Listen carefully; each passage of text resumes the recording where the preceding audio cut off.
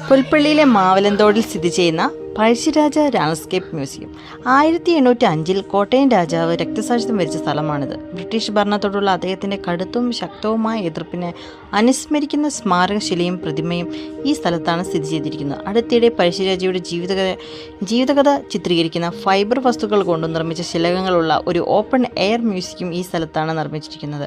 ഒരു പാർക്കും ഒരു ലൈബ്രറിയും ഇവിടെ സ്ഥാപിച്ചിട്ടുണ്ട്.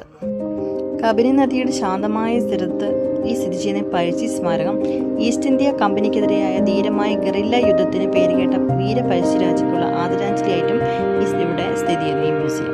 ഈ സ്മാരകം അദ്ദേഹത്തിൻ്റെ പൈതൃകത്തെ മാത്രമല്ല 13 വയസ്സിന് താഴെയുള്ള കുട്ടികൾക്കായി ഒരു കളിസ്ഥലവും വിശാലമായ പാർക്കിംഗ് സൗകര്യവുമുള്ള സമാധാനപരമായ പാർക്ക് പോലുള്ള അന്തരീക്ഷം സന്ദർശകർക്ക് പ്രദാനം ചെയ്യുന്നതാണ്. വയനാട് ജില്ലയിൽ ഈ മാവിലന്തോട്ടത്തിൽ വെച്ച് ചതിയിൽപ്പെടുത്തിയാണ് പഴശ്ശിരാജാവിനെ ബ്രിട്ടീഷുകാർ വധിച്ചത്. പിന്നീട് അദ്ദേഹത്തിന് ഭൗതിക ശരീരം മാനന്തവാടിയിൽ കൊണ്ടുപോയി ഔദ്യോഗിക ബഹുമതികളോട് തന്നെ ബ്രിട്ടീഷുകാർ സംസ്കരിച്ചു. അങ്ങനെ 2 സ്മാരകങ്ങൾ ഇവിടെയുണ്ട്.